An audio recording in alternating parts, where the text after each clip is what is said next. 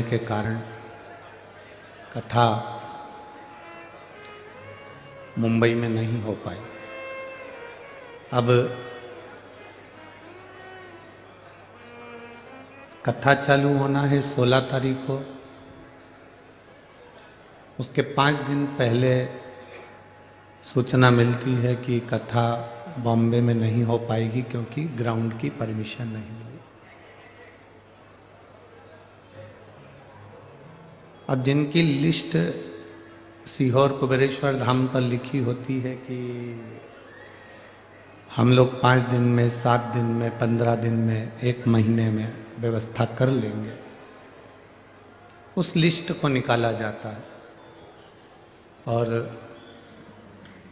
माननीय सांसद महोदय जी श्री उन्मेष जी पाटिल जी को, जो कि जलगांव लोकसभा के सांसद हैं, इनको सूचना दी तो सांसद जी उस समय पर दिल्ली में थे। फिर उनकी धर्मपत्नी श्रीमती संपदा उन्मेष जी पाटिल, उनसे समिति की बात हुई। उन्होंने कहा हम सांसद जी से पूछकर आपको सूचना देते हैं और बाबा की ऐसी कृपा हुई। सांसद जी से कहा गया माननीय उन्मेष जी पाटिल जी से कि 5 दिन है केवल आपके पास और ये 5 दिन में आप व्यवस्था कर लें तो बोलें। उनके मुख से एक शब्द निकला कि व्यवस्था मुझे नहीं करना है, व्यवस्था पूरा 40 गांव का और सांसद क्षेत्र के लिए करना है।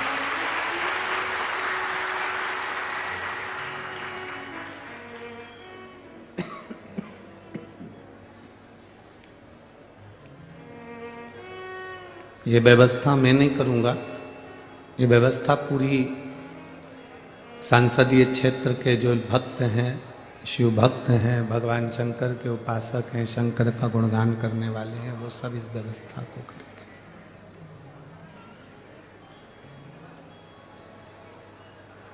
अब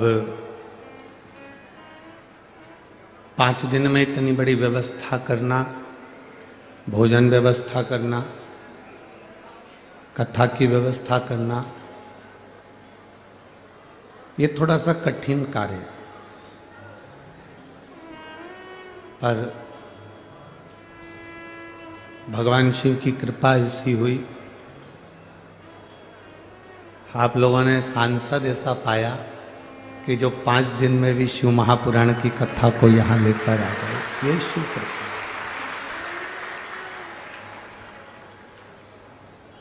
और बिना प्रभु के कृपा के कुछ नहीं हो सकता। आप लोगों के लोटा भर जल बॉम्बे से ज्यादा चढ़े होंगे, इसलिए कथा 40 गांव आ गई है।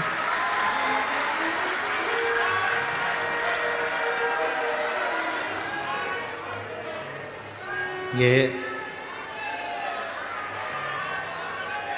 कथा किसी के बस की बात नहीं है। शिव महापुराण की कथा को कराने के लिए महीना महीना, 2-2 महीना, 4-4 महीना, 8-8 महीना, साल भर व्यवस्था करना पड़ती है।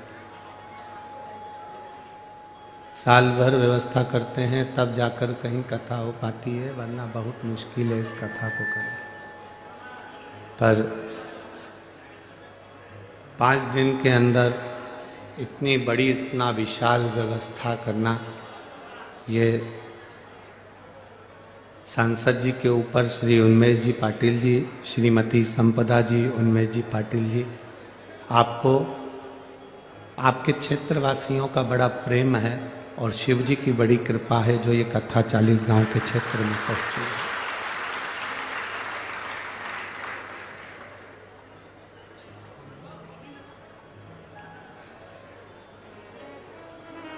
प्रभु राम अवध के राजा बनने जा रहे हैं।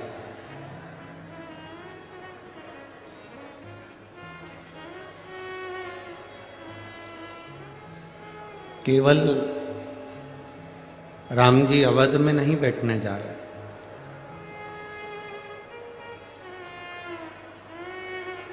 संपूर्ण विश्व में, संपूर्ण संसार में, संपूर्ण विश्व के अंदर जहां आप भगवान के अवध में विराजमान होने का उत्सव मना रहे हैं, भजन कर रहे हैं, आयोजन कर रहे हैं, यज्ञ अनुष्ठान कीर्तन स्मरण कर रहे हैं,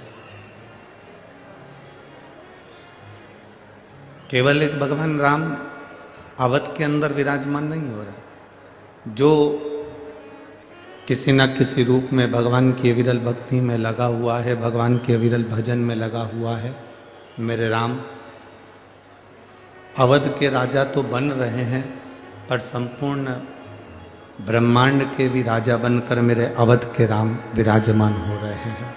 संपूर्ण ब्रह्मांड और तेरी कृपा बिना न हिले एक भी अणु, लेते हैं श्वास तेरी कृपा से बखान क्या करूं राखों के ढेर का, चपटी भगोत में खजाना कुबेर, हे गंगधार मुक्ति द्वार ओंकार बोले ओंकार आयो शरण दिया शंभु तार तार। ये शिव की कृपा के बिना, भगवान शंकर की उदारता के बिना, शंकर की करुणा के बिना ये हमको प्राप्त नहीं हो सकता।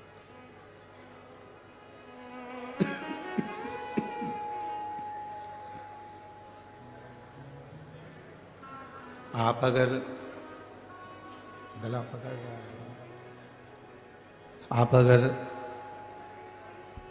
इस पवित्र प्रांगण के अंदर बैठकर जो महापुराण की कथा को श्रवण कर रहे हैं,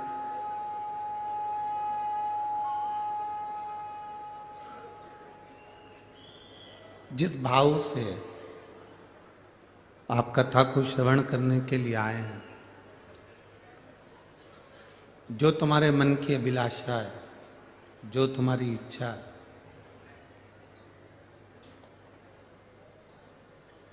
जिस भाव से आप कथा को श्रवण करने के लिए आए हो,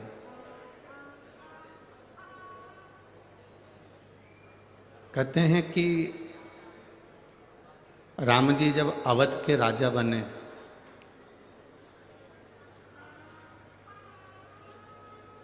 उनका राज तिलक हुआ, तो माता कौशल्या, माता केकई, माता सुमित्रा जी ने गुरु बाबा से कहा, और गुरु जी से कहा कि हमारे अवध की एक रीति है, हमारे अयोध्या का एक रीत है कि राम जी जब राजा बनने हैं,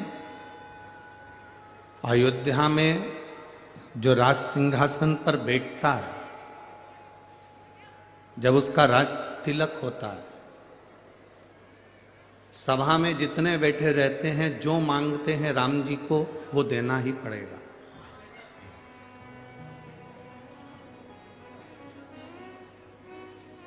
हमारे अयोध्या की एक रीत है, अवध का राजा जो बनेगा, अयोध्या में जो राजा बनकर बैठेंगे, राज तिलक के समय पर जो मांगा जाएगा वो देना पड़ेगा।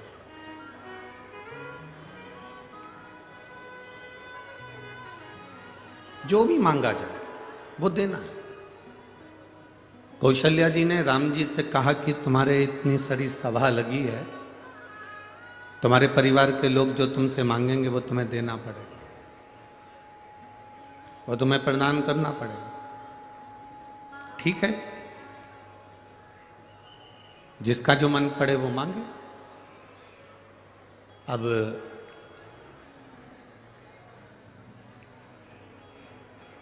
लक्ष्मण जी से कहा कि पहले तुम जाओ मांगने के लिए, क्योंकि तुम भी 14 वर्ष का वनवास से वापस लौट कर आए। बहुत सावधानी से कथा सुनना। 40 गांव में 5 दिन की कथा मिली है। इतनी झोली भरकर सुनना कि बाबा अगली कथा में एक पत्र तुम्हारा भी भेजे और उसमें लिखा हो कि मेरे मन की बात बाबा ने पूर्ण कर।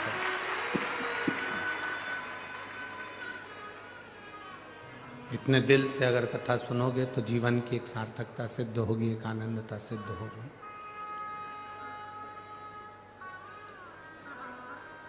लक्ष्मण जी को भेजा कि पहले तुम मांगो। लक्ष्मण जी गए, भैया राम के चरणों को प्रणाम किया। कौशल्या जी ने कहा हमारे यहाँ की रीति है, जब राम जी राजा बने हैं अवध के सिंहासन पर, जो बैठेगा उससे जो मांगोगे वो देगा। लक्ष्मण जी ने मांगा कि मुझे भैया राम के चरणारविंद की सेवा चाहिए। राम जी ने सेवा दे दी। भरत जी से कहा आप मांग लो। भरत जी ने राम जी के चरणों की सेवा मांगी, उनको भी सेवा दे दी। शत्रुघ्न से कहा गया कि तुम मांग लो, तो शत्रुघ्न जी ने भरत जी के चरणों की सेवा मांगी तो उनको दे दी। उर्मिला आई, उन्होंने अवध के सेवा मांगी, सेवा दे दी। मांडवी आई, उसने अपने पति के चरणों की सेवा मांगी, वो दे दी। शत्रुघ्न जी की धर्म पत्नी श्रुतकीर्ति आई।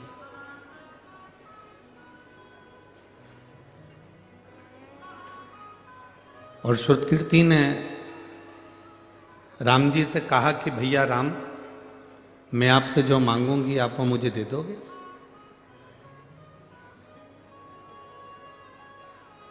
मैं जो मांगूंगी वो आप देना पड़ेगा। कौशल्या जी ने कहा श्रुतकीर्ति कैसी बात करती हो, यहां जितनों ने मांगा राम जी ने सबको सब कुछ दिया, तो फिर आपको क्यों ना देंगे?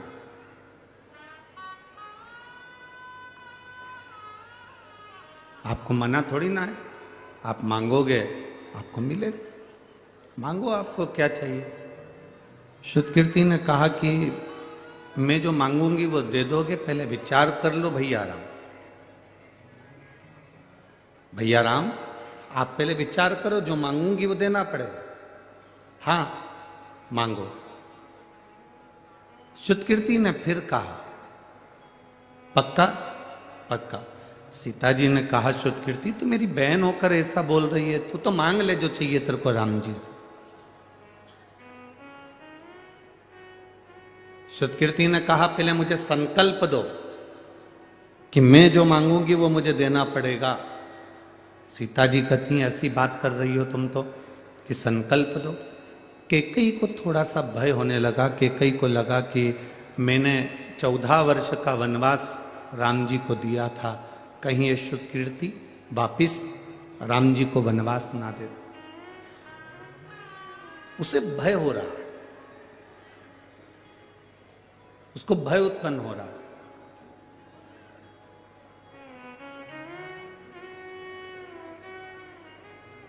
मांगो। भैया राम ने कहा श्रुतकीर्ति मैं वचन देता हूं तेरे को। श्रुतकीर्ति मेरा वचन है तेरे को, मैं तुझे वचन देता हूं कि जो तू मांगेगी मैं तुझे दे दूंगा। मांग ले तुझे क्या चाहिए। श्रुतकीर्ति कहती है भैया राम से, श्रुतकीर्ति कह रही है राम जी से कि भैया मुझे केवल आपने जो वन में कपड़े पहने थे, वल्कल वस्त्र, वो वन के कपड़े मुझे दे दीजिए। राम जी ने पूछा तू उस वल्कल वस्त्र का, उस वन के कपड़ों का, उस वनवासी वस्त्र का करेगी क्या? श्रुतकीर्ति कहती है जो राम अवध के राजा बनने वाले थे, समय के चक्र ने घुमाकर उनको 14 वर्ष के लिए वन भेज दिया है। घड़ी बांधना अपने हाथ में है, पर घड़ी का समय अपने हाथ में नहीं है। अच्छा और बुरा समय उस काल अधिपति महाकाल के हाथ में। ये अपने हाथ में नहीं है, ये अपने हाथ के अंतर्गत नहीं है।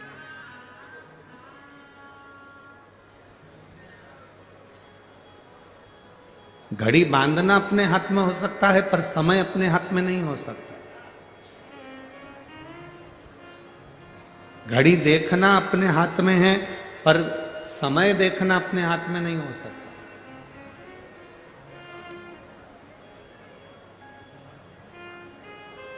दुनिया का कितने से भी बड़े से बड़ा विद्वान व्यक्ति क्यों ना हो, बड़े से बड़ा ज्ञानी व्यक्ति क्यों ना हो, बड़े से बड़ा चतुर व्यक्ति क्यों ना हो, कितना बड़ा भी ज्योतिष आचार्य क्यों ना हो, कितना बड़ा भी विद्वान व्यक्ति क्यों ना हो, कितना बड़ा भी विद्वान क्यों ना हो, वो घड़ी देख सकता है, पत्रिका देख सकता है, नक्षत्र देख सकता है, पल देख सकता है, फेस रीडिंग कर सकता है, हस्त रीडिंग कर सकता है, वो सारी रीडिंग कर सकता है, पर वो आने वाले समय की गणना नहीं कर सकता कि आने वाला समय कैसा होगा। किसको मालूम है? किसको पता है? 40 गांव वालों ने भी कभी नहीं सोचा होगा कि यह कथा 40 गांव में हो जाएगी। कभी सोचा था तुम लोगों ने? जितने लोग 40 गांव के बैठे हैं, कभी विचार करना। टीवी पर सुन रहे थे कि बॉम्बे में कथा है, रोज प्रचार हो रहा था कि मुंबई में कथा है, हर पल सोशल मीडिया पर चल रहा था कि बॉम्बे में कथा है, लिस्ट में चल रहा था कि बॉम्बे में कथा है, पर कब कथा उधर से पलट कर इधर आ गई, इस समय चक्र को जानना सबसे कठिन काम है। लिखा कुछ भी हो, कुछ भी हो। सुतकीर्ति जी कह रही हैं कि भैया बस मेरी एक अभिलाषा है, एक मन की तमन्ना है कि आप जो वलकल वस्त्र पहने थे, आपने जो वलकल वस्त्र धारण करे थे, आपने जो वस्त्र पहने थे, वो वस्त्र आप मुझे दे दीजिए, क्योंकि समय का कोई भरोसा नहीं, समय का कोई ठिकाना नहीं है, समय का कोई भरोसा नहीं है कि कब अच्छे जीवन को चलते चलते व्यक्ति की जिंदगी में कब दुख आ जाए, कब तकलीफ आ जाए, इसका कोई ठिकाना नहीं।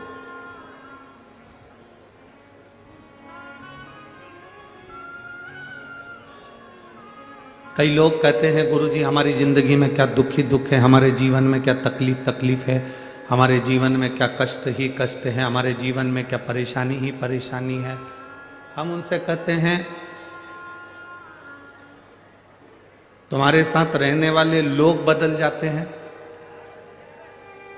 तुम्हारे दोस्त बदल जाते हैं, रोज भोजन करते हो तो सब्जी बदल जाती है, रोज महीने 2 महीने में तुम्हारे कपड़े बदल जाते हैं, 6-8 महीने में साल भर में तुम्हारा जूता चप्पल बदल जाता है,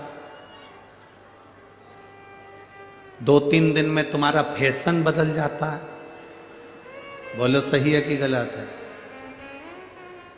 जब कपड़े बदल सकते हैं, दोस्त बदल सकते हैं, हमारा फैशन बदल सकता है, हमारे चप्पल जूते बदल सकते हैं, पादुका बदल सकती है, तो इतना विश्वास मानकर चलना कि तुम्हारी जिंदगी में अगर दुख का समय चल रहा है तो वो भी एक दिन बदलेगा जरूर और सुख का समय आएगा जरूर। ऐसा नहीं कि दुख का समय बदलेगा, दुख का समय समाप्त नहीं होगा, तकलीफ का समय समाप्त नहीं होगा, कष्ट का समय समाप्त नहीं होगा। अच्छा समय आएगा, पर थोड़ा सा इंतजार हमको करना पड़ेगा।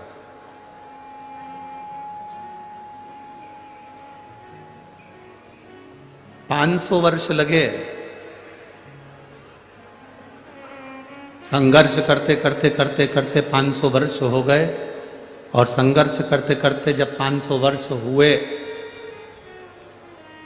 500 वर्ष का संघर्ष करने के बाद राम अवध में वापिस विराजमान हो रहे हैं, तो ये हमको एक बल मिलता है कि जीवन में एक ना एक दिन पलटते जरूर है, एक ना एक दिन समय बदलेगा जरूर,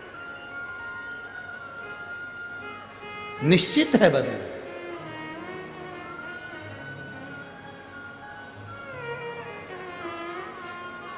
और शंभु शरणे पड़ी मांगो घड़ी रे दुख काटो दया करीने दर्शन आपो। थोड़ा मिठास नहीं आ रही है, गला पकड़ रहा है वो। शंभु शरणे पड़ी मांगो घड़ी रे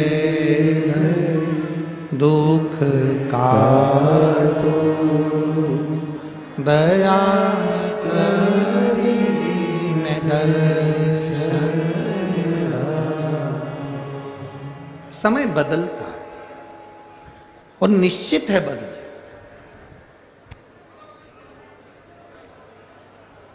लोग कहते हैं गुरुजी शिव महापुराण क्या करती है? शिव महापुराण का कार्य क्या है? आप लोग लाखों की संख्या में पहुंचे हो,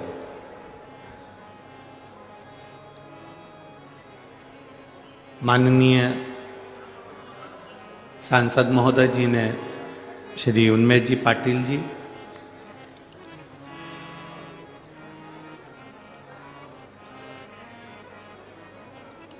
जितनी कथाएं हमने करी है उन कथाओं में,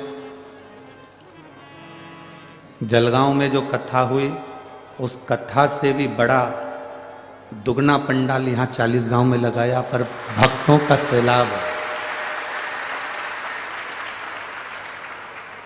भक्तों का सैलाब है यहाँ पर, बहुत भारी संख्या में आप लोग आए।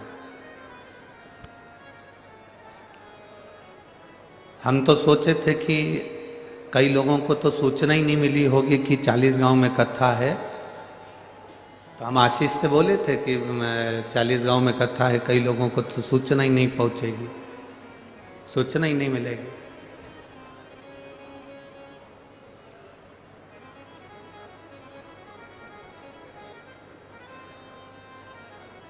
तब आशीष बोला था, गुरुजी ये महाराष्ट्र है, संतों की पवित्र भूमि है, यहाँ के भक्त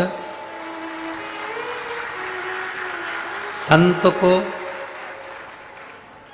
परमात्मा को, भगवान को ढूंढ ही लेते हैं। पूरे भारत में जितने ज्योतिर्लिंग कहीं पर नहीं है, उतने ज्योतिर्लिंग महाराष्ट्र की पवित्र भूमि पर है। तो ये तो शिव की उदारता है, भगवान शंकर की करुणा है।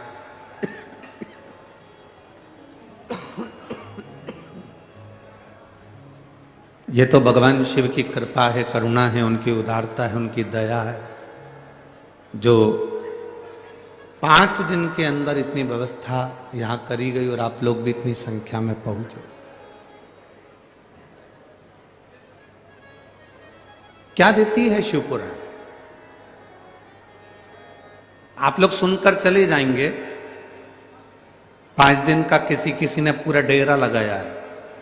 कई लोग ऐसे हैं जो 5 दिन यहीं पर रहेंगे, बिछाएंगे, सोएंगे, जो भोजन मिलेगा वो पाएंगे, कोई अभिलाषा नहीं।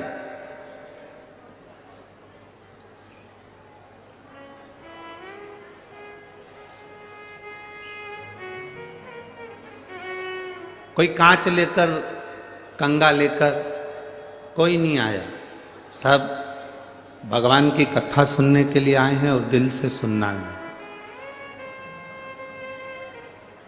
और हमने पहले भी कथाओं में कहा है, आज फिर कहते हैं, कथा के पंडाल में 5 दिन 7 दिन की जो शिव महापुराण की कथा होती है, उसमें जो लोग कथा के पंडाल में डेरा लगाकर बैठते हैं, वो केवल कथा के पंडाल में नहीं बैठते। ये कथा का पंडाल नहीं है, भारत की भूमि की जितनी पवित्र नदियां हैं, जितने पवित्र तालाब हैं, जितने पवित्र सरोवर हैं, जितने ज्योतिर्लिंग हैं, जितने तीर्थ हैं, भारत की भूमि के जितने ज्योतिर्लिंग, जितने तीर्थ, जितनी नदी, जितने तालाब, जितने सरोवर हैं, ये सारे के सारे भारत की भूमि के सारे नदी, तालाब, सरोवर, तीर्थ सब 5 दिन के लिए 40 गांव के इस पवित्र प्रांगण में आकर विराजमान हो जाते हैं।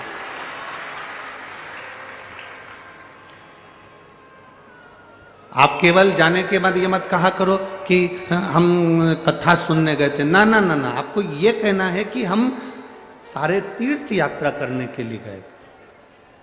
पवित्र भूमि पर बैठकर हम तीर्थ यात्रा कर, और तेरी कृपा बिना न हिले एक भी अणु, लेते हैं श्वास तेरी कृपा से। हम पहुंचे हैं उस परमात्मा की कथा, भगवान की विरल भक्ति की कथा।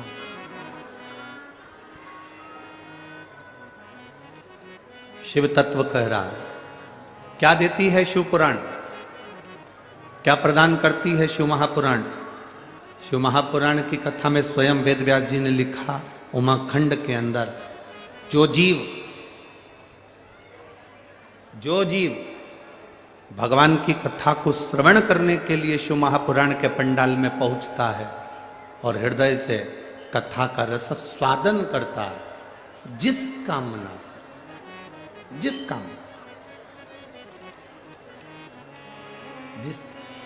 कामना से वो बैठता है और दिल से कथा श्रवण करता करता भगवान से प्रार्थना करता है, वो कामना उसकी शिव पूर्ण करते ही हैं, देरी नहीं लगाते, निश्चितता। अब आप लोग किस कामना से बैठे हैं? कोई पानी का पाउच लेकर आ गया, उसकी कामना से? अरे बोलो तो जम के। कोई पानी की बोतल लेकर आ गया, उसकी कामना से? 2 रुपए के पानी के पाउच के लिए, 5 रुपए की बोतल के लिए, 1 बिस्कुट के पैकेट के लिए आप भगवान से क्या कामना कर रहे हैं कि हमको ये व्यक्ति वो देगा? ना, हम तो पानी बांटने वालों से भी निवेदन करेंगे कि जो धूप में बैठे हुए हैं, छांव में नहीं बैठ पाए, जगह जिनको नहीं मिल पाई, आप उनके पास जाकर पानी का पाउच दीजिए, आप उनको पानी की बोतल दीजिए। जो धूप में बैठे हैं, जिनको छाया नहीं मिल पा रही हो इतनी भीड़ में, आप उनके पास पहुंचिए। और हमने पहले भी कथाओं में कहा है, अपने साथ में लेकर चलने वाली सामग्री में 2 बोतल पानी, बोलते कि नहीं बोलते? जम के बोलो जरा। 2 पानी की बोतल, 1 बिछाने का दरी, 1 जम के बोलो जरा छाता, कि मान लो कहीं टेंट लगा नहीं मिले और धूप बहुत तेज है, तो अपने छाते में अपन किसी को ये 15 बाई 15 का टेंट लगाकर 200-500 रुपए की हम पंडाल लगाकर किसी को कथा नहीं सुना सकते, तो कम से कम अपने छाते में 2 लोगों को बिठाकर कथा सुना सकते हैं। हम बड़ा भंडारा नहीं कर सकते, तो अपने पानी की बोतल में से थोड़ा सा पानी किसी को पिला सकते हैं। अपनी व्यवस्था खुद लेकर चलो। हम थोड़ी सी आस किसी से ना लगाएं, क्योंकि हम भगवान शिव की कथा सुनने बैठे, हम उससे आस लगाकर बैठे। हम जितनी देर कथा में बैठे उतनी देर हमें उस परमात्मा से आस लगाकर बैठना। शिव महापुराण की कथा तो यहां तक कहती है कि मंदिर में भी जाओ, शंकर के मंदिर में भी दर्शन करने जाओ भगवान शिव के, और तुम्हारे पास में पर्स नहीं है, तुम्हारी जेब में पैसा नहीं है, तो पड़ोसन से मांग कर चढ़ाना मत। आरती में भी 1 रुपया पड़ोसन से मांग कर मत चढ़ाओ। भगवान के सामने भी 5 रुपया 10 रुपया पड़ोसन से मांग कर मत चढ़ाओ। भगवान को बड़ा बुरा लगता है जैसे सास तुम्हारे साथ में है और तुम पड़ोस की काकी से कहो, काकी मुझे 200 रुपये दे दो, और सास से नहीं मांगो तो सास को बुरा लगता है। उसी तरह भगवान के मंदिर में, भगवान के सामने तुम पड़ोसन से मांग कर आरती में पैसा चढ़ाओ या भगवान के सामने पैसा चढ़ाओ, भगवान ये नहीं चाहता। भगवान कहता है तेरा पिता मंदिर के अंदर बैठा है, तू एक बार मुझसे कहता तो मैं तुझे देता, तू मुझसे तो बोलता, तू मुझसे कह नहीं रहा, कोई आस मुझसे लगाई नहीं। तुम बोल बम का नारा है, सारी समस्या का हल। तुम मुझसे तो आस लगा, हम दुनिया से आस लगा कर बैठे। और जिस दिन हमने परमात्मा से आस लगाई उस दिन हमारी जिंदगी की सार्थकता सिद्ध हो सिद्ध।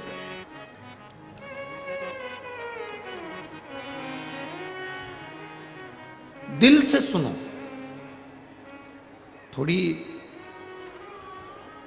फाइल मोटी होगी, कष्ट ज्यादा होंगे, तकलीफें होंगी, थोड़ा समय लग सकता है कष्ट को मिटाने में। पर अगर आपने एक लोटा जल देवाधिदेव महादेव को चढ़ाना प्रारंभ करा है तो वो जल खाली नहीं जा सकता, वो जल खाली नहीं जाएगा।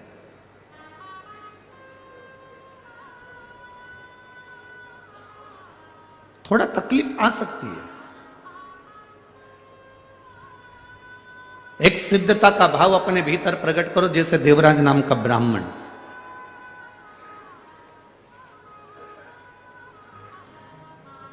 चोर है, धन नहीं है, पैसा नहीं है, चोरी का धन लेकर आया है और वो धन लेकर शिव जी के मंदिर में पहुंच जाता। इसको भी नहीं मालूम कि मेरी माता शंकर के मंदिर में एक लोटा जल चढ़ाती रही। आप में से कई माताएं ऐसी बैठी हैं, आप में से कई भाई ऐसे बैठे हैं कि घर के लोगों को भी मालूम नहीं पड़ने देती कि किसको साड़ी दिला देती है, कौन बहन बेटी को पांव की पायल दिला देती है, किसको पानी पिला देती है, किसको भोजन करा देती है, भूखे को अन्न का दान दे देती है, पर किसी को मालूम नहीं पड़ने देती। आप में से कई माताएं ऐसी बैठी, आप में से कई भाई लोग ऐसे बैठे हैं कि किसी को नहीं मालूम पड़ने देते कि कब कौन सा पुण्य कर कर चले जाते।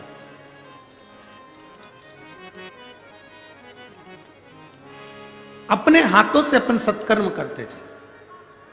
कौन देख रहा है हमें उससे मतलब नहीं, कौन हमको देखा उससे मतलब नहीं, कौन ने हमको पूछा उससे हमें मतलब नहीं, कौन हमको चाहा उससे हमें मतलब नहीं। हमें तो ये मतलब होना चाहिए कि हमें किसी भूखे को भोजन करा दिया, प्यासे को पानी पिला दिया। मूल वही है। देवराज को नहीं मालूम था कि मेरी माता शिव जी को एक लोटा जल चढ़ाती है। शायद आप लोगों को भी नहीं मालूम होगा कि शंकर जी पर एक लोटा जल चढ़ाने का फल क्या है।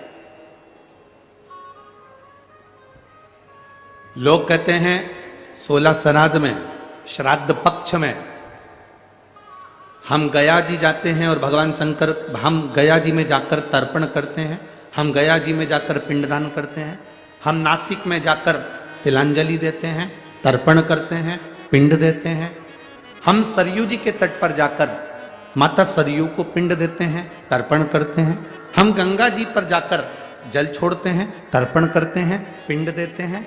शिव महापुराण की कथा विद्येश्वर संहिता के अंतर्गत लिखा गया, जब हम एक लोटा जल भगवान देवाधिदेव महादेव को समर्पित करते हैं तो आपने 16 श्राद्ध में अपने पूर्वजों को जल दिया कि नहीं दिया, आपने अपने पितरों को जल दिया कि नहीं दिया, आपने अपने पूर्वजों को पिंडदान किया कि नहीं किया, आपने अपने पूर्वजों को, अपने पितरों को कुछ दिया कि नहीं दिया। 16 श्राद्ध में, श्राद्ध पक्ष में, किसी के मरने के बाद, किसी के जाने के बाद तुमने किसी भूखे को भोजन कराया कि नहीं कराया, पता नहीं। पर इतना शिव महापुराण की कथा कहती है, जब हम एक लोटा जल अपने घर से पानी का भर कर जाते हैं, शंकर जी को समर्पित करते हैं, शिवलिंग पर एक लोटा जल जब हम चढ़ाते हैं, उस समय पर हम अपने पूर्वजों को, अपने पितरों को जल प्रदान कर देते हैं। क्योंकि शंकर पर चढ़े हुए जल का एक अंश हमारे पितरों को, हमारे पूर्वजों को भी मिलता है, जिससे हमारे पितर हमें आशीर्वाद देते हैं और हमारी जिंदगी की एक राह अपने आप प्रशस्त होती है, एक राह प्रशस्त हो जाती है।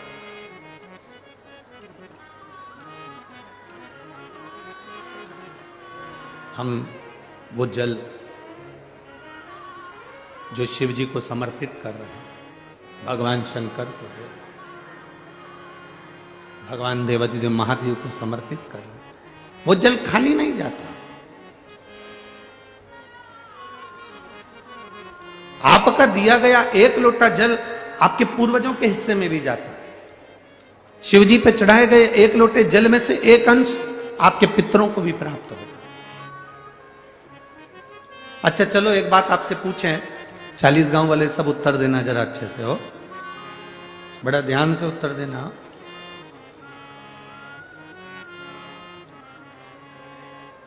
बहुत सावधानी से।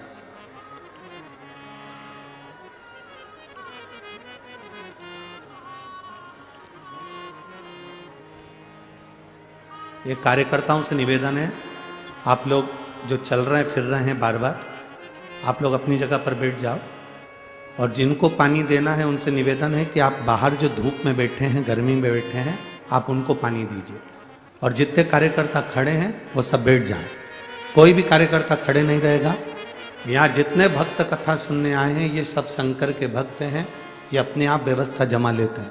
बार बार जाने आने का काम खत्म करिए और आप लोग बैठकर कथा का आनंद लीजिए।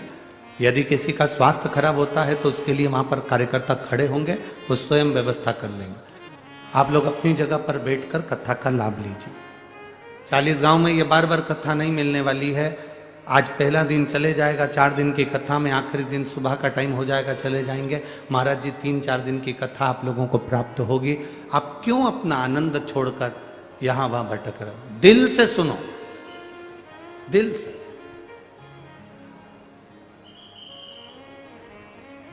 और हम आपसे भी कहते हैं, आपको कार्यकर्ता की जरूरत है कि महादेव की जरूरत है? जम के तो बोलो जरा, बस। तो फिर बड़े प्रेम से आनंद से बैठकर कथा सुनो। एक प्रश्न आपके भीतर, शिव महापुराण की कथा कहती है, विदेश्वर संहिता कहती है कि 1 लोटा जल जब हम महादेव को चढ़ाते हैं, शिव जी को समर्पित करते हैं, तो उसमें से एक अंश पितरों के पास चले गया, एक अंश पूर्वजों के पास चले गया, एक अंश वास्तुशास्त्र के वास्तु के देवता के पास चले गया, एक अंश नारायण के पास चले गया, एक अंश ब्रह्मा जी के पास चले गया, एक अंश इंद्र के पास चले गया।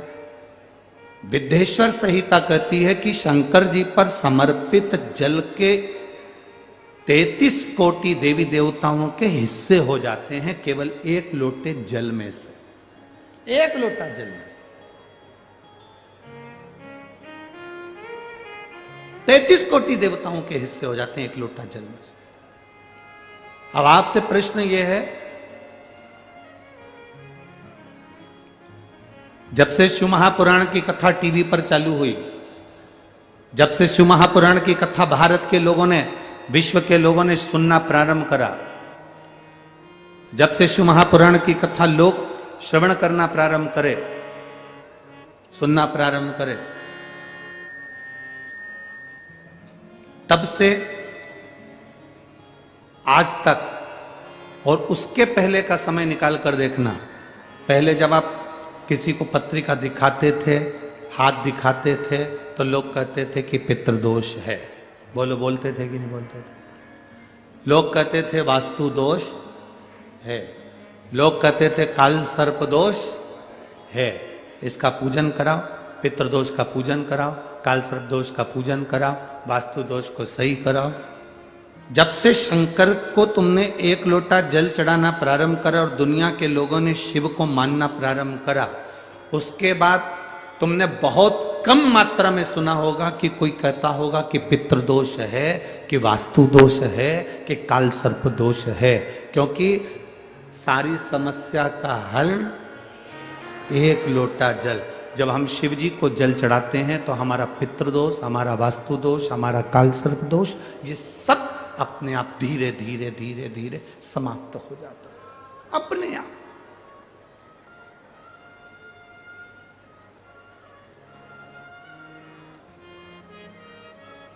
धीरे धीरे समाप्त। आपको भटकना नहीं पड़ता।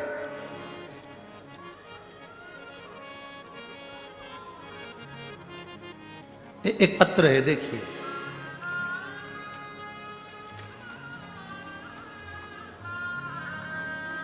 मेरा नाम ज्योति भूषण भोलाने,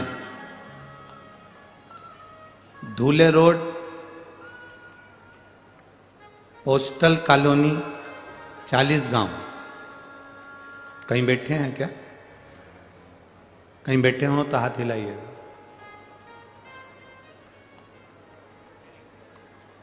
बच्चा आया है साथ में? बाबू आया है साथ में? नहीं, ले आओ इसको, ले आओ।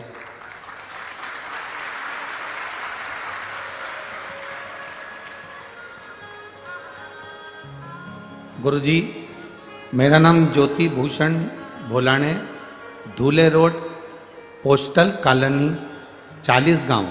मेरा मोबाइल नंबर ये है। मेरा लड़का है कार्तिक। मैं 40 गांव की रहने वाली हूं गुरुदेव। जिस गांव के भाग्य खुल गए, आप शिव महापुराण की कथा करने के लिए आए। गुरुदेव, मैं इस 40 गांव की रहने वाली हूं। मेरा बेटा कार्तिक 4 साल का है। 2021 में जनवरी को उसकी तबीयत अचानक खराब हो गई और तबीयत खराब हो गई। हम उसे छत्रपति संभाजी नगर के हॉस्पिटल में लेकर गए। डॉक्टर ने उसका बोन मैरो किया और बोन मैरो कर तब मालूम पड़ा कि उसको ब्लड कैंसर हो गया है। मेरे 4 साल के बच्चे को जैसे ही ब्लड कैंसर का सुना, तब बहुत हम लोग घबरा गए और उसे तुरंत नासिक के नमो हॉस्पिटल में लेकर गए। वहां 3-3 महीने में 7 बार उसको केमो किया गया। साथ में आयुर्वेदिक दवा भी देते रहे, लेकिन उससे भी कोई आराम नहीं मिला। आप लोग पत्र को एलईडी पर, आस्था चैनल पर या फेसबुक, यूट्यूब पर हमारे साथ में पढ़ सकते हैं। जितने भी लोग यहाँ पर पंडाल में बैठे हैं, आपकी एलईडी पर भी ये पत्र चल रहा होगा, आप उस पत्र को पढ़ सकते हैं। मेरा नाम ज्योति भूषण भोलके, धूले रोड, पोस्टर कॉलोनी, 40 गांव। मेरा मोबाइल नंबर ये है। मेरा लड़का कार्तिक 4 साल का है, जिसकी तबीयत खराब हुई। हमने उसे छत्रपति संभाजी नगर हॉस्पिटल में दिखाया तो मालूम पड़ा कि उसको ब्लड कैंसर हो गया है। हम बहुत घबरा गए। उसकी कीमो चालू हो गए। 4 साल के बच्चे के कीमो, गुरुदेव, बड़ा बड़ा कैंसर का मरीज कीमो नहीं झेल पाता, पर मेरा बेटा 4 साल का कीमो झेल रहा था। 7 बार उसके कीमो हुए, आराम नहीं मिला। डॉक्टरों ने कहा कि उसके शरीर में सिर्फ 1% खून बचा है और उसकी कोई गारंटी नहीं है। तुम इसको घर ले जाओ, तुम अब इसको घर ले जाओ और घर पर जितनी सेवा कर सकते हो उतनी करो। अब इस बच्चे की कोई उम्र भी नहीं लगती। गुरुदेव, हम लोग बहुत घबरा गए। आप कथा में कहते हो कि 1 लोटा जल सारी समस्या का हल होता है। आपकी कथा जलगांव में शुरू थी, तब हम बच्चे को सीहोर लेकर गए। हमने कुबेरेश्वर महादेव का दर्शन किया, कंकर शंकर की पूजन करी और एक रुद्राक्ष मांगकर लेकर आए। उस दिन हमने आपके मंदिर में जो बड़ी वाली शिला रखी है कंकर शंकर के रूप में, जो बड़ी केदार शिला रखी है, हमने उस बच्चे को वहां पर सुला दिया और कह दिया ये बच्चा आज से तुम्हारा है, अब तुम जानो, तुम्हारा काम जानो। क्योंकि मेरे डॉक्टरों ने मना कर दिया है कि इसको घर ले जाओ, इसकी उम्र कम है, 1% खून बचा है, बाकी का पूरा खून इसका ब्लड कैंसर में कैच हो गया और बेकार हो गया है, ये प्राण छोड़ देगा। हमने बच्चे को शिव जी को समर्पित करा। गुरुदेव, अब हम जो रुद्राक्ष लेकर आए, उस रुद्राक्ष को पानी में गलाना, उसका आचमन कराना, बाबा शंकर का स्मरण करना। मैं बाबा का क्या गुणगान करूं गुरुदेव। मैंने दूसरी जांच जब बच्चे की कराना प्रारंभ करा तो धीरे धीरे मेरे बच्चे के शरीर में रक्त बनना प्रारंभ हुआ और कैंसर समाप्ति पर आया। मैं बाबा के चरणों को प्रणाम करने के लिए आती हूँ कि मेरे बच्चे की तबीयत अब ठीक है और मैं माननीय खासदार उन्मेष जी भैया साहिब पाटिल को एवं सो संपदा ताई का आभार मानती हूँ जिन्होंने ये कथा में यहाँ कराई। लाओ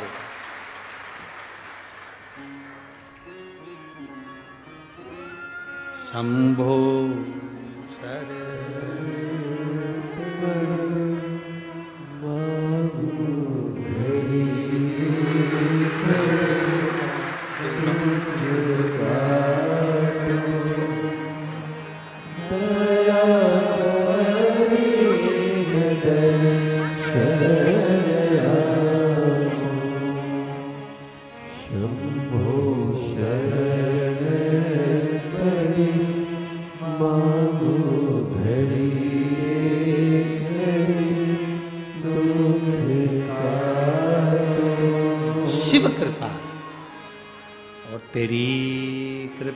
बिना वो कृपा करता है।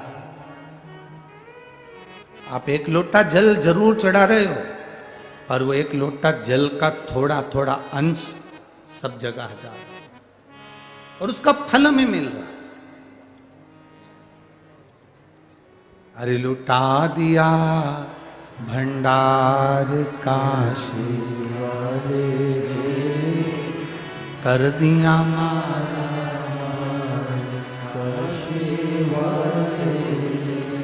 ये प्रभु कृपा से क्या देती है शिव पुराण। उस बहन ने लिखा,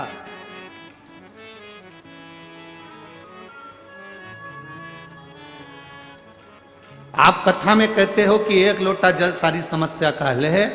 आपकी कथा जलगांव में चल रही थी और मैं यहां प्रणाम कर कर गई थी कि बाबा मेरे बच्चे को डॉक्टरों ने अंतिम क्षण दे दिया, अब आप जानो आपका काम जानो। ये भरोसा, ये विश्वास। गुरुजी मेरे लड़के की रिपोर्ट अच्छी आई, कैंसर उसका कम हुआ, मैंने उसकी रिपोर्ट भी लगाई है साथ में, डॉक्टर की रिपोर्टें भी लगाई गई, उसने रिपोर्ट भी लगाई साथ। एक भरोसा, एक दृढ़ता, एक विश्वास।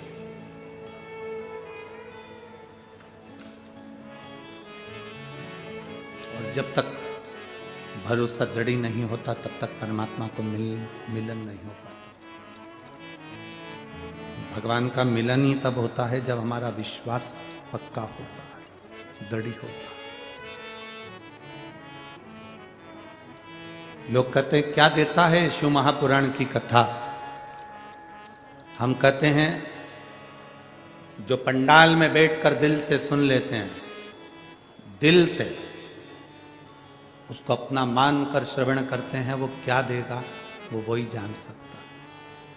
पर इतना जरूर है, खाली नहीं छोड़ेगा, खाली नहीं छोड़ेगा। आप उसके भरोसे में कथा का श्रवण कर कर अपनी जिंदगी की सार्थकता को सिद्ध करिए। आपका फर्ज है, आप कथा सुनने बैठते हो, दूर दूर से 200-500 रुपए खर्च कर कर आते हो, बहुत सुबेरे से धक्के खाकर जगह संभाल कर बैठते हो, और कोई तुम्हारे आसपास में आकर तुम्हारे बार बार इधर घूमे उधर घूमे उधर घूमे उधर घूमे, कहीं ये सामान कहीं वो सामान, तुम्हें उसके पांव पड़ करके देना चाहिए, तुम बाहर निकल जा, हमें कथा सुनने दो। हम तुम्हारा ये सामान तो बाहर भी खरीद सकते हैं, हम तुमसे बाहर भी मिल सकते हैं, हम तुमसे बाहर भी ले सकते हैं, हमको कथा सुनने दो, हमें कथा सुनना है। हमें तुमसे मतलब है, हमें कथा सुनना है। एक विश्वास को पैदा करिए अपने अंदर, भरोसे की दृढ़ता को बनाइए, और जिस दिन तुम्हारा भरोसा दृढ़ होगा उस दिन तुम्हें अपने आप फल की प्राप्ति हो जाएगी। अपने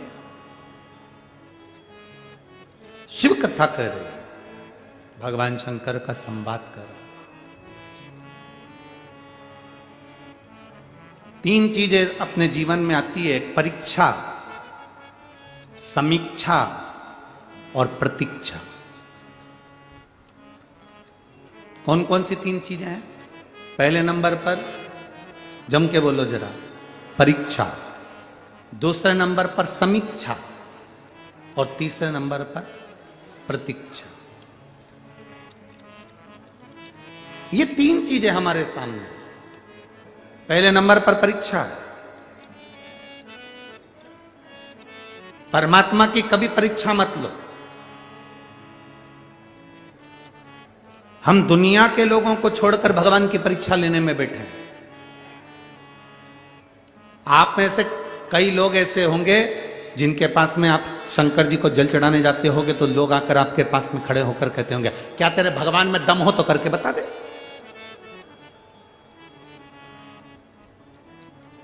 तेरे भगवान में अगर कुछ है तो कर कर बता। कई लोग ऐसे होंगे जो भगवान पर उंगली उठाएंगे। आप हाथ जोड़कर कह देना, ना तो मुझे भगवान की परीक्षा लेना है, ना मुझे परीक्षा से मतलब है।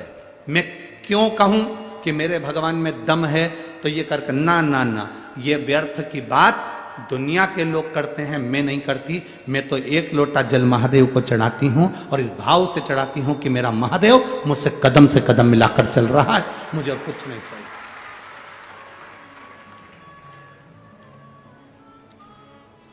कई लोग मिलेंगे, आप जब शिव जी के मंदिर पे जाना चालू करोगे, शंकर जी को एक लोटा जल चढ़ाना प्रारंभ करोगे, शंकर जी का गुणगान गाना चालू करोगे, श्री शिवाय नमस्तुभ्यम बोलना चालू करोगे, शंकर के मंदिर में जाकर झाड़ू लगाना प्रारंभ करोगे, सफाई करना प्रारंभ करोगे, तो कई लोग मिलेंगे।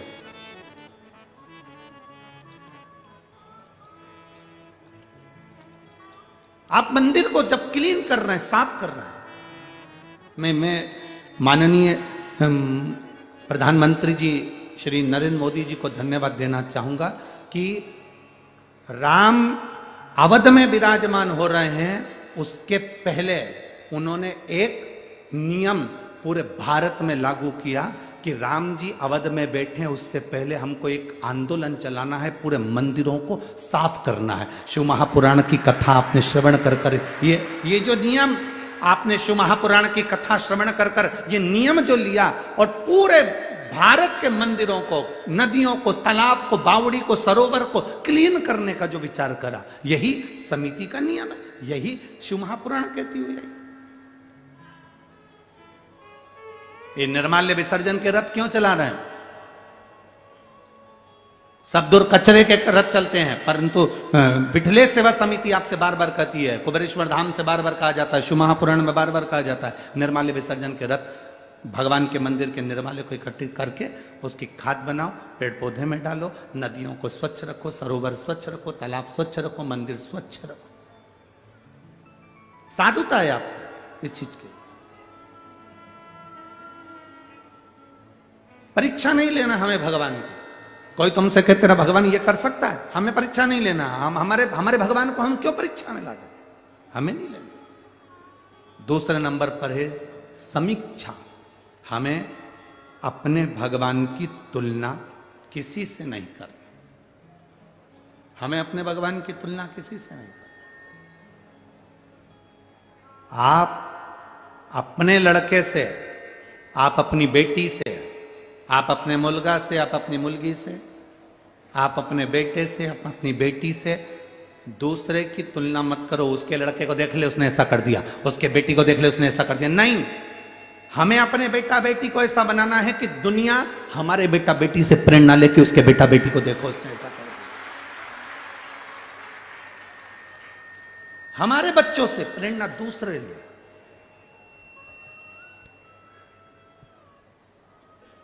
हमें समीक्षा नहीं करना, हमें दो चीजें नहीं करना, तीन चीजें हैं। पहले परीक्षा, दूसरी समीक्षा और तीसरी प्रतीक्षा।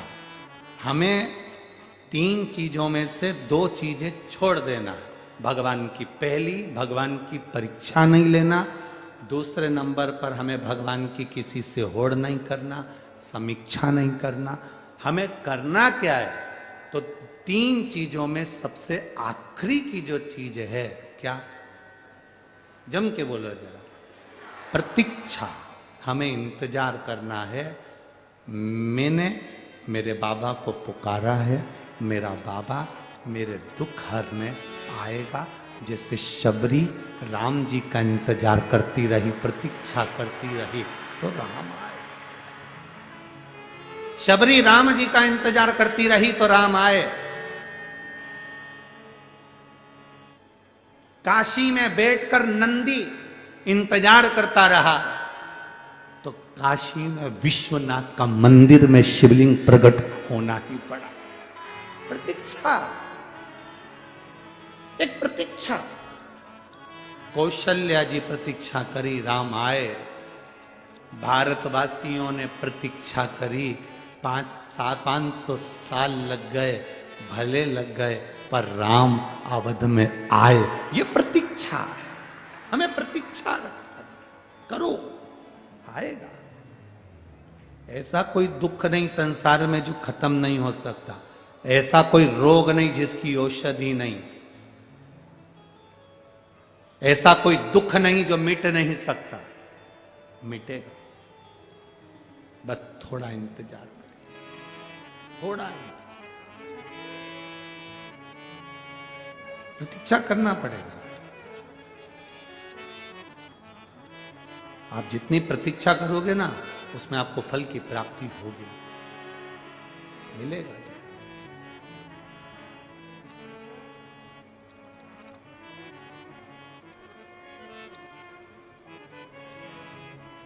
वो मिलेगा जो, बिना प्रतीक्षा के हो ही नहीं सकता। थोड़ा इंतजार। हरि शबरी बुआरे रास्ता, आएंगे राम जी। शबरी बुआरे रास्ता, आएंगे राम जी। मेरा भी धन्य जीवन बनाए हे राम जी। मेरा भी धन्य जीवन बनाए राम जी। शबरी बुआरे रास्ता,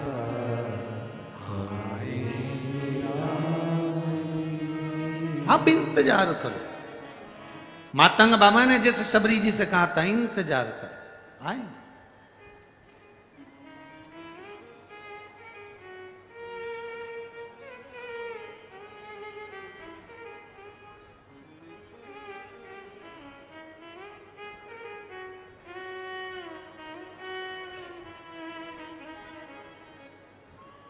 वो इंतजार करोगे, मिलेगा जो। ऐसा क्या है जो नहीं मिल सकता? क्या है जो ना मिलेगा? मिलेगा, थोड़ी प्रतीक्षा करना पड़ेगा। कोई कहे तुमसे शिव जी के मंदिर जाना से क्या होगा, शंकर जी को जल चढ़ाने से क्या होगा, थोड़ा इंतजार करना। 1 महीना 2 महीना 3 महीना नहीं, थोड़ा। अगर फाइल मोटी है, तकलीफ ज्यादा है, कष्ट ज्यादा है, थोड़ा इंतजार करो, चढ़ाते रहो, शिव जी के दरवाजे जाते रहो।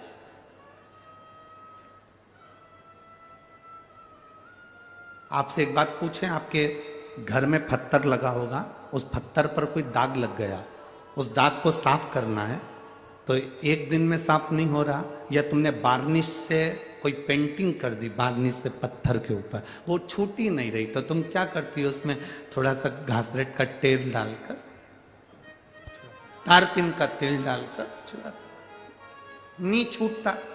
सर्फ डालकर छुड़ाती, सर्फ से भी नहीं छूटता, फिर क्या करती हो, कोई नींबू का रस डालकर छुड़ाती, फिर भी नहीं छूटा, फिर कुछ डाला, फिर कहा अब 2-4 दिन के बाद में फिर घिसूंगी, फिर 2-4 दिन के बाद फिर घसने बैठी,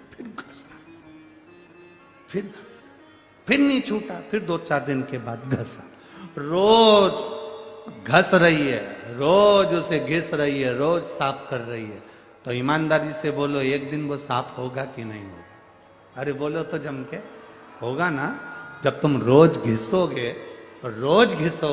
तो वो साफ होगा। उसी तरह तुम्हारा दुख बहुत बड़ा है, तुम रोज रोज 1 लोटा जल महादेव को चढ़ाओगे तो वो दुख साफ जरूर होगा।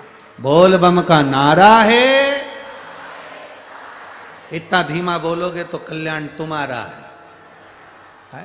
थोड़ा दमदारी से बोलो, बोल बम का नारा है, सारी समस्या का हल,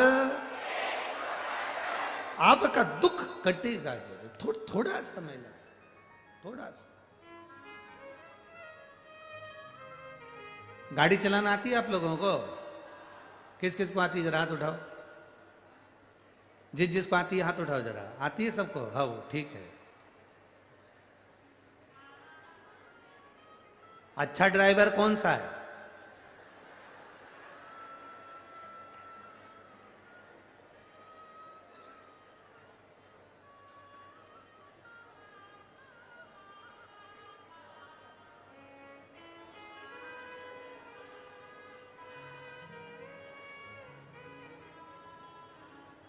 अच्छा ड्राइवर कैसा होता है? सीधा रोड, खाली सड़क और ड्राइविंग करे तो वो अच्छा ड्राइवर बन सकता है? अरे बोलो तो। हमको तो नहीं आती इतनी, पर फिर भी खाली सड़क, खाली रोड, सीधा रोड, और गाड़ी चलाने वाला चला रहा है तो वो अच्छा ड्राइवर बन सकता है? नहीं। अच्छा ड्राइवर कौन बनेगा कि सड़क भरी हो, टर्न भी बहुत सारे हों, मोड़ भी हों, स्पीड ब्रेकर भी हों, खड्डे भी हों, और रोड पर पब्लिक भी हो, और फिर गाड़ी चला। चारों तरफ से फंसा हुआ है और गाड़ी slow slow slow slow slow slow आराम से टर्न में इधर उधर बचाते हुए, खाली रोड पर, खाली सड़क पर, सीधी रोड पर तो कोई भी गाड़ी चला सकता है। सही ड्राइवर वो है जो भीड़ में से, टर्न पर, मोड़ पर, तकलीफों में से, जो भीड़ में से अपनी गाड़ी को निकाल कर ले जाए, वो सही ड्राइवर है। उसी तरह जिंदगी में और ड्राइविंग में, ये दोनों में एक जैसा काम है। सीधी सीधी रोड पर जिंदगी चले वो एक अलग बात है, पर सबसे आगे कौन पहुंचता है? अच्छा ड्राइवर कौन बनता है? जो जिंदगी में कितनी भी तकलीफ आए और उस तकलीफ को झेलता हुआ आगे बढ़ता चले जाए, वो सबसे जोरदार ड्राइवर बन सकता है, वो सबसे श्रेष्ठ बन सकता है। चले जाओ। अब ऐसा खाली रास्ते में तो कोई भी, ये अब ये पंडाल देखो, पंडाल के बीच में ये खाली रास्ता है, बीच में ये खाली रास्ता, इसमें से तो कोई भी चल ले। अब तुम ये इतनी पब्लिक बैठी, इसके बीच में चल के बता, दो चार तो नो चीजें, बैठ चल चल के बता, चल लेते हैं।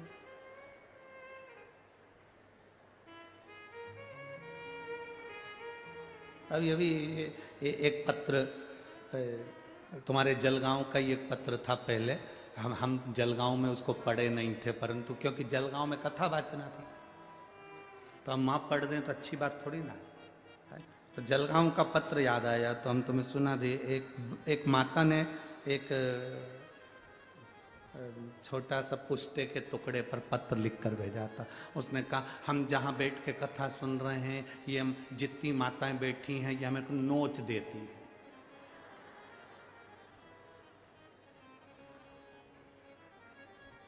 नोच देती।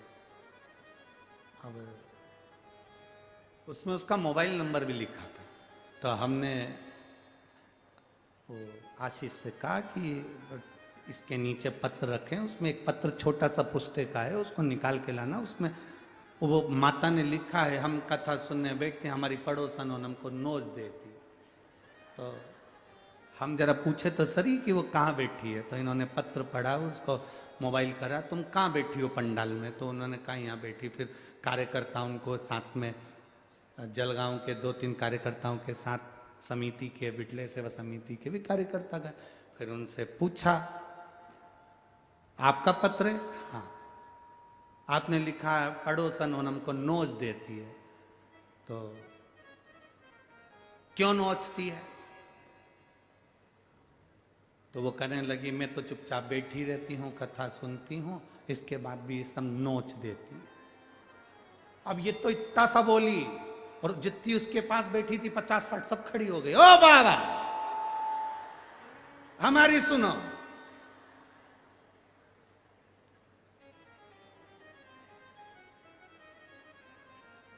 क्या हुआ? इसकी आदत सबसे बुरी है। क्या बुरी है? कथा सवेरे 9 बजे से लेकर यहीं बैठी रहेगी, बैठी रहेगी, बैठी रहेगी, बैठी रहेगी, कुछ नहीं खाएगी। और जैसे ही कथा चालू होगी 2 बजे, और ये अपना डब्बा खोल के सब पूरा पसारा फैला के बैठ जाए। और बेचारी बाईयों आए ना, बेचारी बाईयों कथा सुनने, एक को नहीं बैठने दे, सब पसारा सब दूर फैला ले, किसी को नहीं बैठने दे। और हम कहे थोड़ा सा खसका ले, इनको बैठ जाने दे, बेचारी कथा सुनने आई, इनको बैठ जाने दे, कथा सुनने, नहीं बैठने दो। और झगड़ा करे। अब बताओ क्या करें? अब इतनी पब्लिक में मारे कूटे तो नहीं, फिर एक ही काम करे ना, अब करे सो क्या करे।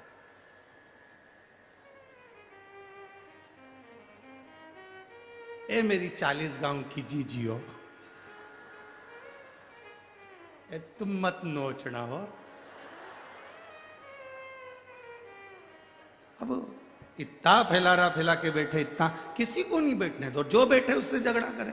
अरे भाई 3 घंटे की कथा है, दिल से सुनो और अपनी जिंदगी का एक आनंद अपने जीवन में पाओ और बाबा की कृपा दृष्टि लेकर अपने घर को जाओ। यही तो शिव पुराण कहती है, यही शिव पुराण कहती है।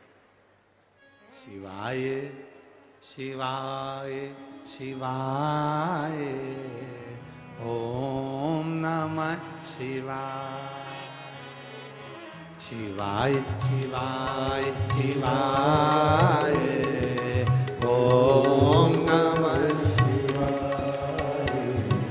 शिवाय शिवाय शिवाय ओम नमः शिवाय। ओ शिवाय शिवाय शिवाय ओम नमः शिवाय। ओम नमः शिवाय ओम नमः शिवाय। ओम नमः शिवाय ओम नमः। पीछे वाले भी ओम नमः शिवाय ओम नमः शिवाय। ओम नमः शिवाय शंभो। ओम नमः शिवाय। ओ शिवाय शिवाय शिवाय ओम नमः शिवाय। हे शिवाय शिवाय शिवाय ओम नमः शिवाय। ओ शिवाय शिवाय शिवाय ओम नमः शिवाय। ओ शिवाय शिवाय शिवाय ओम नमः शिवाय। ओम नमः शिवाय ओम नमः शिवाय। ओम नमः शिवाय शंभो। ओम नमः शिवाय। ओम नमः शिवाय ओम नमः शिवाय। ओम नमः शिवाय ओम नमः शिवाय। शिवाय शिवाय शिवाय ओम नमः शिवाय। ओ शिवाय शिवाय शिवाय ओम नमः शिवाय।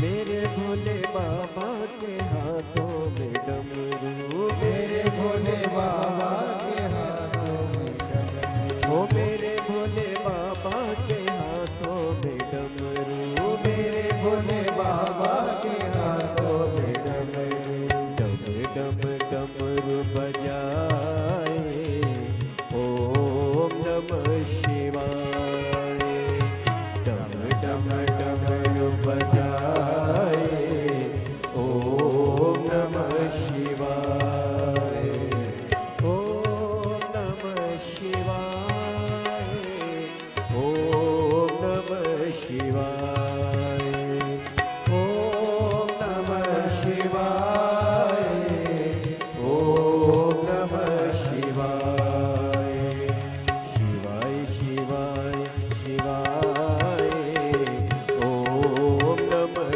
शिवाय, शिवाय शिवाय शिवाय, ओम नमः शिवाय।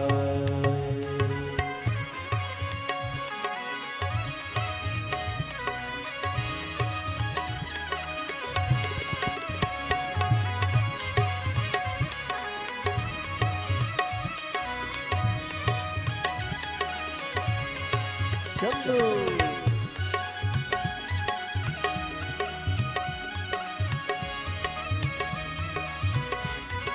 जय हो।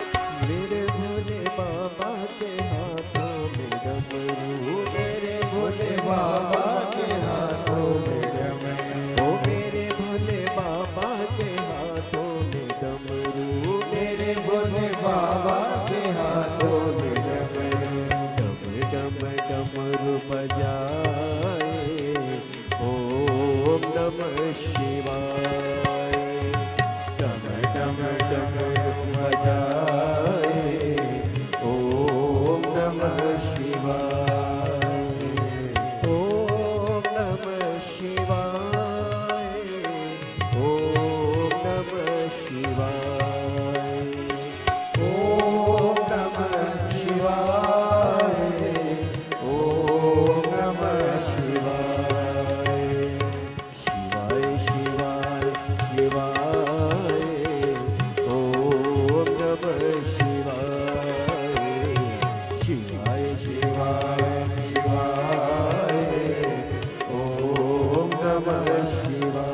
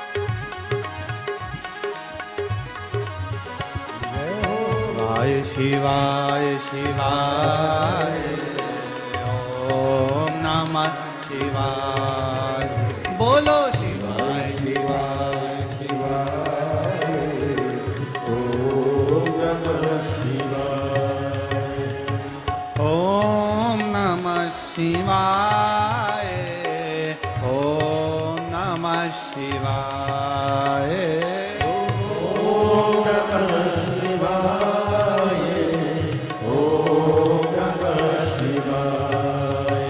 ओम नमः शिवाय, ओम नमः शिवाय, ओम नमः शिवाय, ओम नमः शिवाय, ओम नमः शिवाय, शिवाय शिवाय शिवाय, ओम नमः शिवाय, शिवाय शिवाय शिवाय,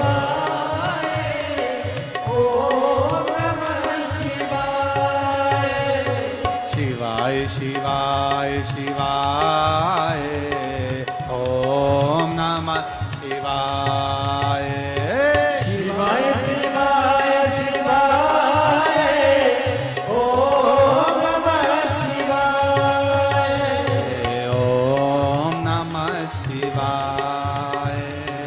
ओम नमः शिवाय, ओम नमः शिवाय, ओम नमः शिवाय। हरे महादेव अपने स्थान पर बैठकर भगवान देवादिदेव महादेव से अपने मन की बात बड़े भाव के साथ दिल से प्रार्थना करिए। जहाँ जगह मिले वहाँ बैठकर भगवान देवादिदेव महादेव से अपने मन की बात कहिए।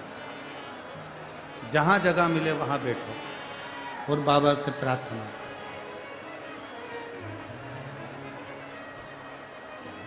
कार्यकर्ता भी जहाँ खड़े हैं वहीं बैठकर बाबा से विनती करेंगे। जिस विनती को करने के लिए दुनिया के सब लोग बड़े भाव से कथा के पंडाल में पहुंचते हैं। आप भी भाव से प्रार्थना करें। जितने लोग आस्था चैनल पर कथा सुन रहे हैं वो आस्था चैनल पर, जो मोबाइल पर कथा सुन रहे हैं वो मोबाइल पर, अपने मन की बात बाबा से दिल से कहेंगे, प्रार्थना करेंगे, भाव से विनय करें। जिसको आता है वो साथ में बोलेगा, उच्च स्वर में, यहाँ तक आवाज पहुँचे आपकी, आप बाबा से प्रार्थना करिए।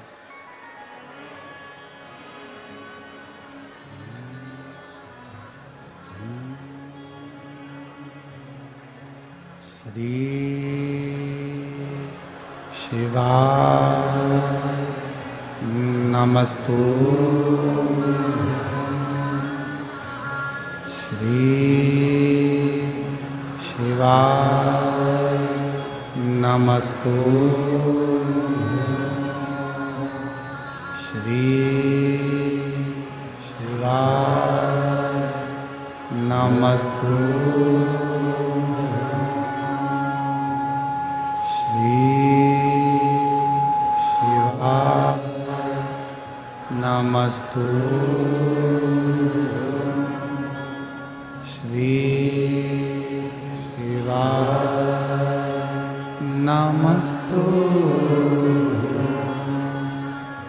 भोला सब दुख का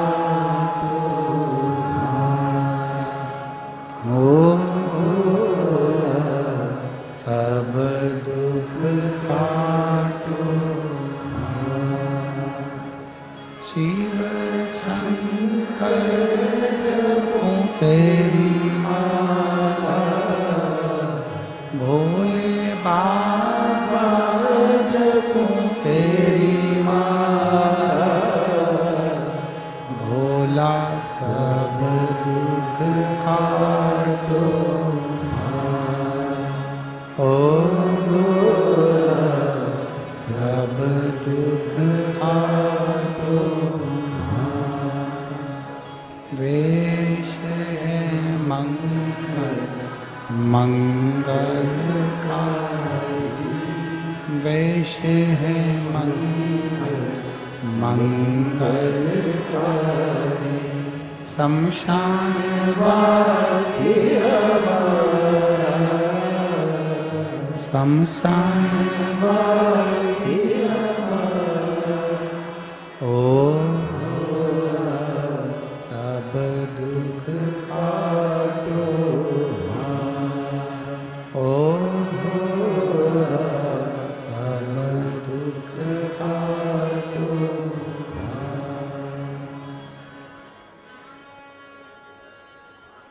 भगवान शिव की कथा कर रही है, देवादिदेव महादेव का संवाद कर रहा है, शिव महापुराण वर्णन कर रही है। देवराज को नहीं मालूम कि उनकी माता भगवान शिव को एक लोटा जल समर्पित करती है। आपको भले ज्ञात हो ना हो कि शिव जी को चढ़ाया गया जल हमें कब कब प्राप्त हो।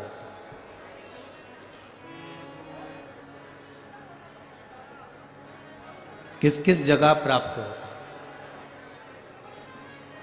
कहां कहां मिल जाता।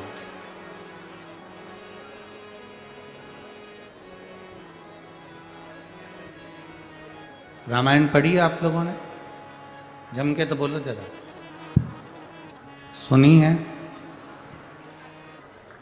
उसमें एक पात्र है रामायण में, शूर्पणखा, रावण की बहन शूर्पणखा।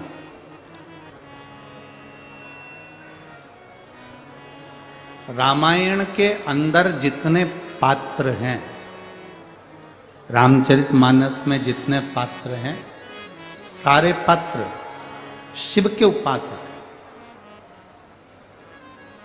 रावण को देख लो, वो भी शिव का उपासक है। मंदोदरी को देखो तो वो भी शंकर का उपासक है। भगवान शिव का उपासक है। दशरथ जी को देखो तो वो भी शंकर के उपासक हैं।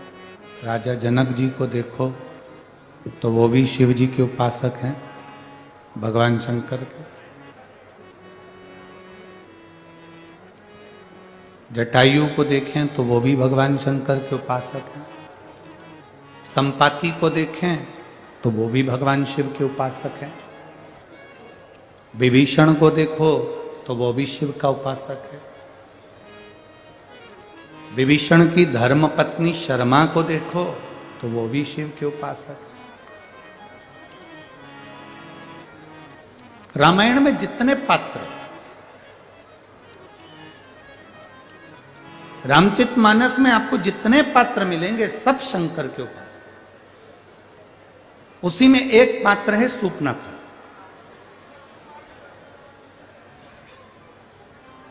कौन थी है?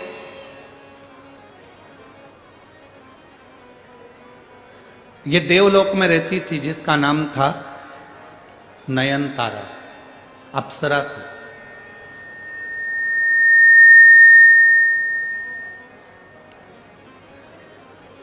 और देवलोक की अप्सरा बड़ी बड़ी सुंदर थी, बड़ी विद्वान थी, बड़ी ज्ञानवान थी, बड़ी चतुर थी, बड़ी विद्वत, जिसका नाम नयनतारा था।